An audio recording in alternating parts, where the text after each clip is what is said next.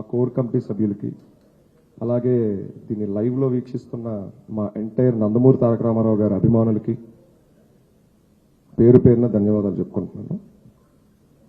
గత కొన్ని రోజులుగా ఒకటే పుకార్లు, వాస్తవాలు ఏంటో తెలియకుండా ఎవరికి నచ్చింది వాళ్ళు రాసుకుంటూ వెళ్ళిపోతున్నారు. ఇందులో మా ప్రమేయం ఉందంటూ, ఇదేదో మేమే క్రియేట్ చేసాం, ఈ హైప్, ఈ బజ్ అంతా ఈ ప్రోగ్రాం కోసం అన్నట్టు రకరకాలుగా మాట్లాడుతూ వెళ్తున్నారు. ఈ క్రమంలో నేను ఫ్రంట్ ఫేస్గా ఆర్గనైజేషన్ని రిప్రజెంట్ చేస్తున్నాను కాబట్టి నా ఫేస్ని పెట్టి 100 కోట్ల మోసగాడు, ఫ్యాన్స్ డబ్బుల్ని కొల్లగొట్టిన దొంగ, ఈ ముఠాకి వీడే అధ్యక్షుడు, ఇలా ఎన్నో పలు మాటలు, పదజాలాలు వాడుతూ విపరీతంగా కొన్ని మెయిన్ స్ట్రీమ్ మీడియాలు అలానే యూట్యూబ్ ఛానల్స్లో కూడా రాయడం జరిగింది. చూడండి, మేము చాలా చిన్నవాళ్ళం. ఒకటి ఏదన్నా ఒక పెద్ద మనిషి మన గురించి ఏమైనా రాశాడంటే వాటిని చూస్తేనే రాత్రులు నిద్ర పట్టనంత చిన్నవాళ్ళం మేము. అలాంటిది వారం రోజులుగా నాకు కుటుంబం ఉంటుంది, నా వయసు 27 ఏళ్ళు. వాళ్ళు ఎంతో మంది ఎక్కడి నుంచో ఎన్ని చూస్తూ, ఎందుకంటే సోషల్ మీడియా కంటే గ్రామాల్లోకి ఫాస్ట్గా వెళ్ళేది మన ఎలక్ట్రానిక్ మీడియా, అలానే మన మెయిన్ స్ట్రీమ్ మీడియా.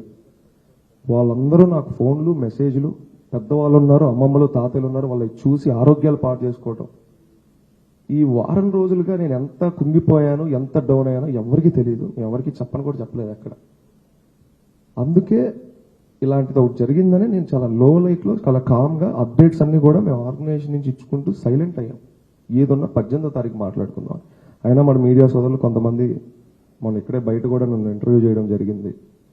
నేను హ్యాండిల్ చేస్తున్న ప్రెషర్ని దృష్టిలో పెట్టుకొని నేనేదో 1-2 పదజాలాలు అటు ఇటు దొర్లుంటే దయచేసి మా నందమూరి తారక రామారావు గారిని అలాగే వారి అభిమానుల్ని కూడా క్షమాపణ కోరడం జరుగుతుంది. రెండోది పోతే మన మీడియా మిత్రులు కూడా ఎక్కడన్నా అన్కంఫర్టబుల్గా నేను చేసుంటే దయచేసి క్షమించండి.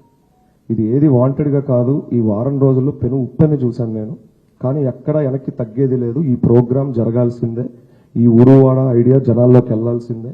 దీనికి ఎంత అడ్డంకులు ఎదురైనా దీన్ని ముందుకు తీసుకెళ్లడమే, దీనికోసం ఫైట్ చేద్దామని వాళ్ళు ఇక్కడ మళ్ళీ ఇక్కడ ఉన్నాను. సో నేను తెలియకుండా తప్పు చేస్తుంటే క్షమించండి. సుమారు 10 సంవత్సరాల క్రితం ఎక్కడో ఒక సినిమా ఆడియో ఫంక్షన్ వేదిక మీద మా నందమూరి తారక రామారావు గారు ఒక మాట అన్నాడు, అభిమానాన్ని వృధా చేయకండి, 10 మందికి ఉపయోగపడే పనులు చేయండి.